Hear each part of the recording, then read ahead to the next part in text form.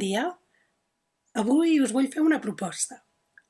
Proposar-vos de fer un viatge a Florència, una de les principals ciutats-estat de la península itàlica en l'edat mitjana i a l'edat moderna, pàtria també d'una família de banquers i de mercaders, els Mèdici de Florència. Entre les moltes obres que aquesta família va promoure o van ser part del seu projecte de mecenatge, sens dubte hi ha el que era el seu centre de poder, també la seva vivenda, el Palau Mèdici, avui Palau Mèdici Riccardi.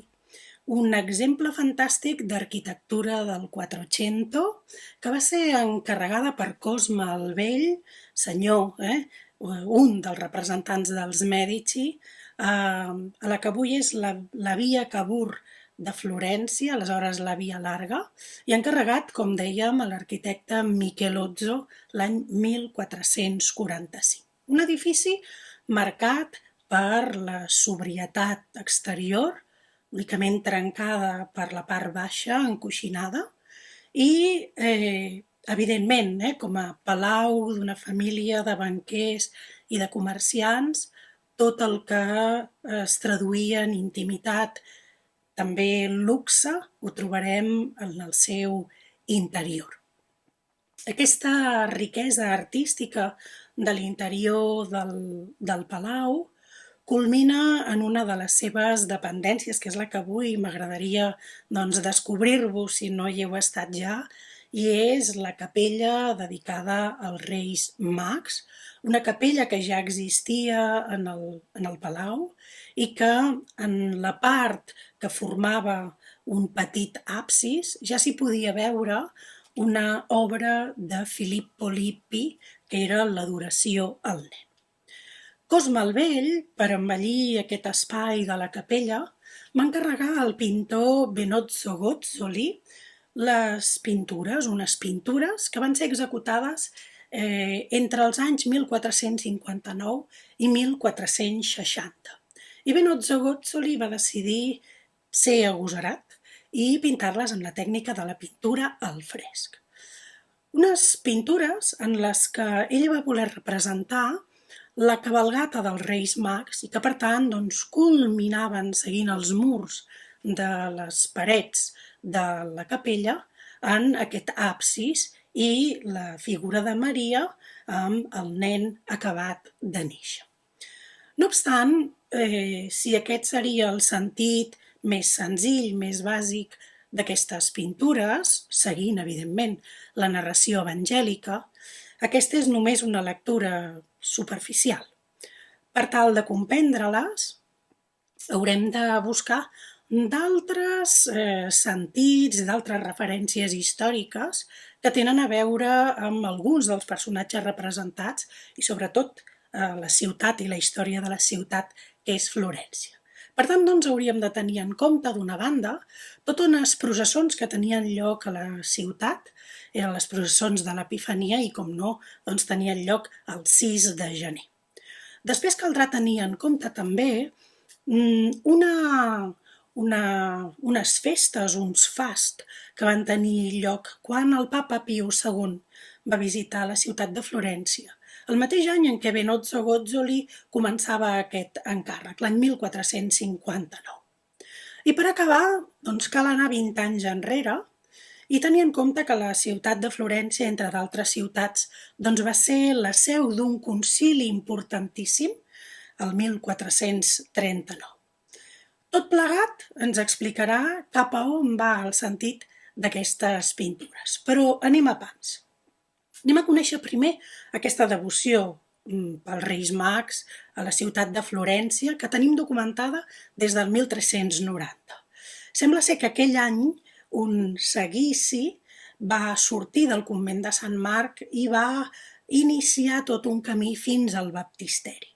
I arribats a la pica baptismal, els que feien els personatges dels reis van fer sengles ofrenes. A l'entorn d'aquest convent de Sant Marc s'hi va començar a generar i a crear una Companyia dels Reis Mags, que és el nom que tenia, una confraria formada per gent del barri, de diverses classes socials, que acabaven organitzant aquesta cavalgada cada 3 anys. Hem comentat també la importància que va tenir la visita del papa Piu II a Florència. Per tal d'homenatjar el papa, es van organitzar tota una sèrie de fasts, entre ells també un seguici, una desfilada de genets armats. Al capdavant d'aquesta desfilada, com no, hi anava un jove Mèdici, en aquest cas Lorenzo de Mèdici. Sembla que anava vestit tot blanc i portava una corona amb garlandes d'or i plata. I sembla que, per la documentació que conservem, tots els convidats coincideixen en què van quedar impressionats d'aquest seguici organitzat per homenatjar el papa. I finalment, el tercer element a tenir en compte, aquest important concili que va tenir lloc a Florència, un esdeveniment històric perquè va significar la reunificació de l'Església d'Occident i d'Orient, l'Església catòlica i l'Església ortodoxa. I és que sembla ser que, així com els primers intents en aquest concili no van reeixir, un cop aquest concili es va establir a Florència, Cosme va tenir un paper importantíssim perquè, a més del papa, visitessin i fossin presents a Florència Joan VIII Paleòleg, l'emperador de Constantinoble, i Josep II, patriarca de l'Església ortodoxa, amb la voluntat de trobar suports a Occident davant l'avanç dels turcs. Recordem que poc temps després, l'any 1453, Constantinoble va ser presa. Dit això, quin sentit tenen, les pintures del seguici dels Reis Mags de la Capella dels Mèdici? D'una banda, tracten un tema que aleshores sabem que estava molt en boga, que estava molt de moda. De l'altra, Cosme de Mèdici havia estat exilat un temps a Venècia, per tant, en tornar a Florència necessitava recuperar la seva figura, el seu prestigi, i per tant va emprendre una campanya molt important de mecenatge. I entre les moltes coses que va fer, va convertir-se en patró d'aquella companyia dels Reis Mags del convent de Sant Marc.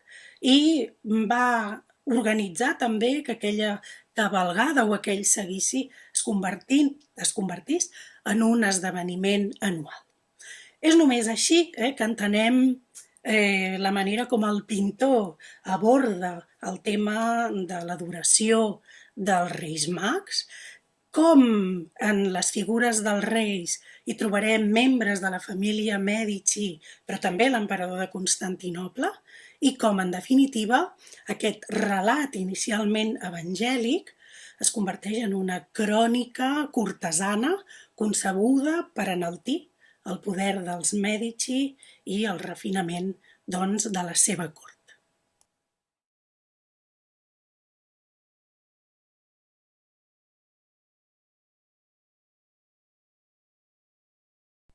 Les pintures de la capella dels Mèdici de Benozzo Gozzoli estan fetes en un moment molt concret, un moment en què la pintura florentina està transitant, evolucionant des de les formes gòtiques. És fàcil de veure en l'obra de Frangelico, de Paolo Uccello, aquesta evolució, fins a la consolidació del que seran les característiques de la pintura del Renaixement que podem començar a veure en l'obra de Masaccio o de Filippo Lippi. En aquest punt, si afegim una tendència narrativa pròpia de la pintura florentina, hi trobem la figura de Benozzo Gozzoli, el pintor que ens ocupa avui. Sabem d'ell que va néixer el 1420, que es va formar a Florència com a orfebre, i Giorgio Vasari ens diu d'ell que va ser deixeble de Frangelico i també de Lorenzo Ghiberti. Es va convertir ben aviat en un pintor al servei d'aquesta burgesia puixant de la Florència del moment, amb unes obres caracteritzades per ser obres cortesanes, preciosistes, amb colors vius i brillants, explicades a través de multitud de detalls, no? Podríem dir que fins i tot seria hereu i hauria fet evolucionar les formes d'un pintor molt refinat pictòricament com era Gentile da Fabriano. Les pintures d'aquesta capella tenen unes característiques que les fan especials. Primer de tot perquè el pintor Benozzo Gozzoli decideix pintar-les amb una tècnica complexa com és la pintura mural. Per altra banda, l'espai que disposa per pintar és un espai reduït i a més no és una paret uniforme, llisa, recta, sinó que haurà d'adaptar aquest seguici dels Reis Mags als entrants i sortints d'aquest mur, per tant resseguint tot el perímetre d'aquesta capella fins a arribar a l'espai de l'absis. Per altra banda, la representació del paisatge és també un element important i clau.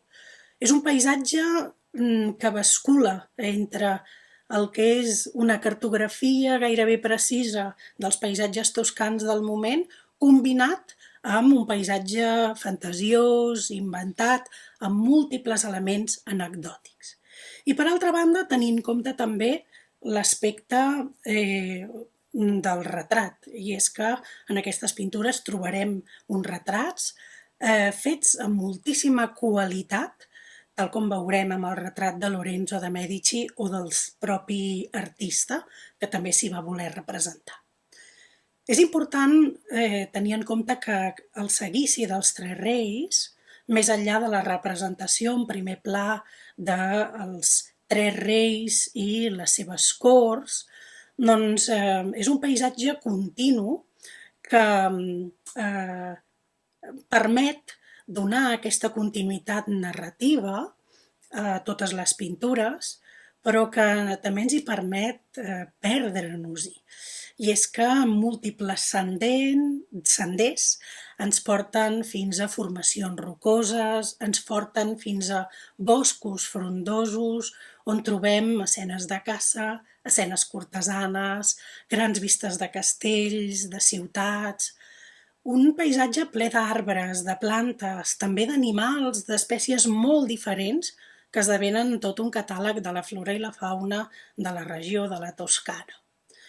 A la llunyania també veiem tot de genets que custodien mules, dromedaris, que porten la càrrega que necessiten aquestes tres corts dels Reis Mags. Tot plegat, un cant renovat, el gust per la natura, que serà característic i marcarà el període del Renaixement. Com dèiem, entre els personatges representats hi trobem uns determinats retrats i entre aquests retrats destaquen les figures dels tres reis. Tres reis que seguiran en aquest cas la tradició gòtica de representar la humanitat a través de les tres edats de l'home. Per tant, anem a recórrer aquest seguici, començarem per la rereguarda i hi trobarem en aquesta rereguarda de la cavalcada el rei Melcior, amb una poblada barba llarga i blanca en el que s'hi ha volgut veure el retrat de l'emperador del Sacre Imperi, Segimon de Luxemburg.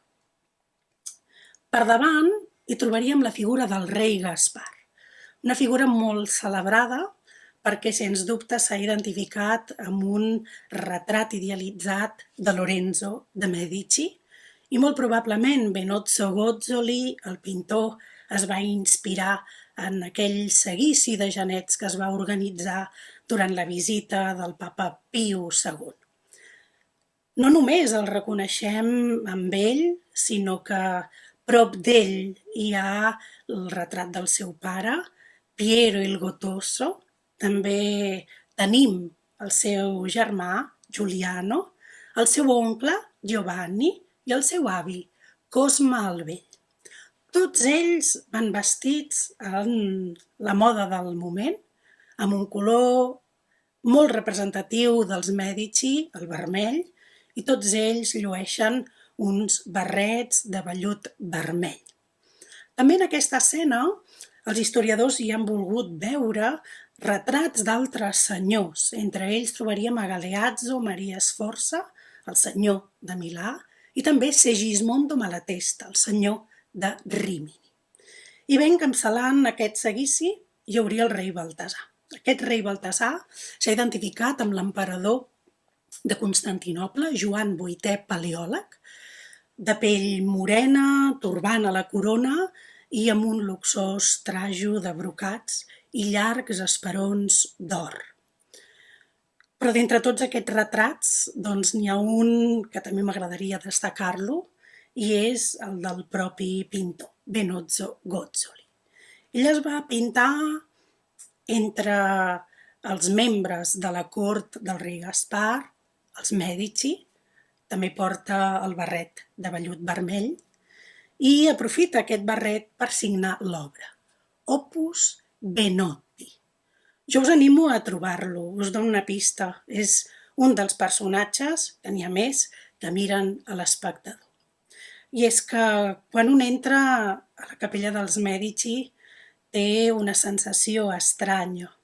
Sí, un es troba a Florència, però en realitat tota la natura representada, la vibració dels colors, sembla ben bé que aquesta abundància s'hagi traduït en forma de tapís, d'un tapís flamenc. Però no, estem davant d'unes pintures murals, amb un grau de riquesa, de sumptuositat, de fantasia, que magnifiquen encara més el seu sentit. D'una banda, el sentit espiritual, el camí dels Reis Mags per a reconèixer el Fill de Déu, però d'altra banda, també magnificar el seu sentit més simbòlic, celebrar la glòria dels Mèdici. Doncs bé, espero que n'hagueu gaudit i sobretot us espero algun dia a Florència.